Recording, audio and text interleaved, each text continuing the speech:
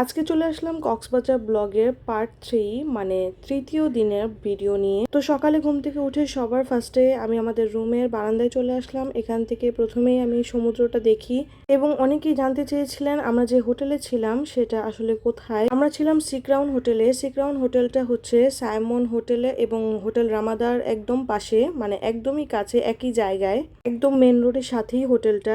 Main রোডটা পার হলেই আপনারা সোজা বিচে চলে যেতে পারেন, যেটা আমি বারান্দা থেকে ভিডিওর মাধ্যমে আপনাদের দেখিয়ে দিলাম। তারপর বাচ্চাদের ঘুম থেকে উঠালাম এবং আমরা রেডি হয়ে নিচে চলে গেলাম নাস্তা করার জন্য। নাস্তাটা ছিল আমাদের প্যাকেজের সাথে, মানে হোটেলের যে ভাড়াটা ওটার সাথেই এই নাস্তাটা একসাথেই ছিল।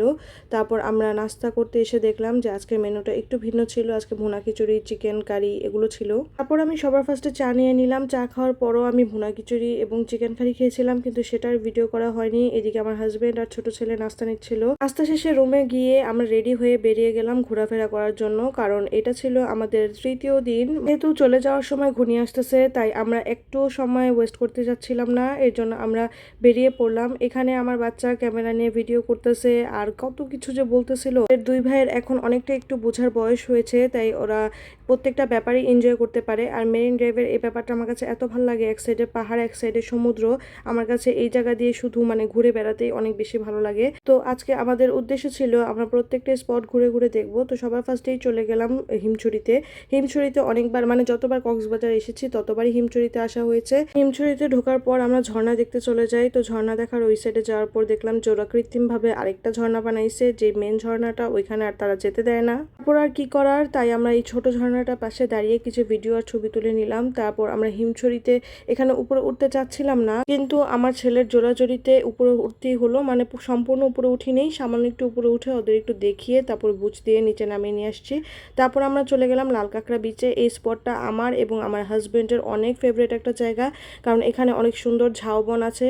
আর এই ব্রিজটা পার হতে গেলে প্রত্যেকবারই আমি অনেক ভয় পাই। এবারও আমি অনেক ভয় পাইতেছিলাম, যেহেতু ভিডিওটা স্পিড বাড়িয়ে দিছি এটাতে আপনারা বুঝতে পারতেছেন না, কিন্তু আমি অনেক কষ্টে এই ব্রিজটা পার হয়েছি। স্পটটা আমার অনেক বেশি ভালো লাগে, কারণ এই স্পটের এক সাইডে হচ্ছে পাহাড়, সামনে সমুদ্র, দুই পাশে ঝাউবন।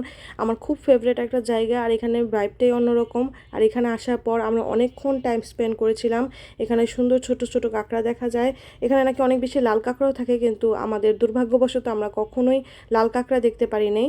এখানে একটা জীবন্ত শামুক আমার হাজবেন্ড পেয়ে দেখাচ্ছিল। চলে আসার সময় আমার হাজবেন্ড একটা কাঁকড়া ধরছে, ধরে বাচ্চাদের দেখাচ্ছিল, তখন আমি একটু ভিডিও করলাম। লাল কাঁকড়া বিচ স্পট থেকে আরো কিছু দূর সামনে আসার পর দেখলাম একটা স্পটে এরকম সুন্দর সুন্দর দোলনা ঝুলিয়ে রাখছে, মানে গাছের সাথে বেঁধে রাখছে। এটা দেখে আমরা নেমে গেলাম। স্পটটার সঠিক নাম আমি জানি না, তবে এখানে প্রায় অনেক মানুষই ঘুরতে যায়। তারপর এখানে এই দোলনাগুলো 50 টাকা করে ভাড়া দিচ্ছিল। 50 টাকা দিয়ে ভাড়া নিয়ে আপনি যতক্ষণ খুশি ততক্ষণ এই দোলনায় শুয়ে এই বিচ উপভোগ করতে পারবেন। আর এখানে ঝাউবনের মাঝখানে তো খুবই ব্যাপারটা ভালো লাগতেছিল আমার কাছে। বাচ্চাদের একটা দোলনা দিয়ে আর এক সাইডে আমরা একটা দোলনা নিয়ে এনজয় করতেছিলাম। কিছুক্ষণ আমি শুয়েছিলাম, তারপর আমার হাজবেন্ড শুয়েছিল। যেহেতু আমরা একটা অটো ভাড়া করছিলাম, তাকে টাইম মতো ছেড়ে দিতে হবে, তাই আমরা বেশিক্ষণ শুইতে পারি নাই। দেন হচ্ছে এখানে অনেকগুলো সাম্পান সাজায় রাখছিল, ওগুলো দেখে ভিডিও করলাম। আমার খুব ইচ্ছে ছিল এবার সাম্পানের সাথে ভিডিও করব, ছবি তুলবো, কিন্তু আর সেটা করা হয়নি। বাচ্চাদের ক্ষুধা লেগে গেছিল, তো কি আর করার, এখানে ডাব পাইলাম, বাচ্চাদের ডাব কিনে দিলাম। তো ওদের একটা ডাব কিনে দিয়েছি, দেখেন কিভাবে কাড়াকাড়ি করে খাচ্ছে তারা। তারপর আমরা চলে গেলাম ইনানি বিচে। ইনানি বিচের কাছে এখানে পালঙ্কি একটা রেস্টুরেন্ট আছে, এটা খুবই ফেমাস একটা রেস্টুরেন্ট। তো আমরা যতবার আসছি কক্সবাজারে একবারও এখানে খাওয়া হয়নি, তো এবার অনেক ভিডিও দেখে আসছি, তো ভাবলাম যে একবার হলেও পালঙ্কিতে খাবো।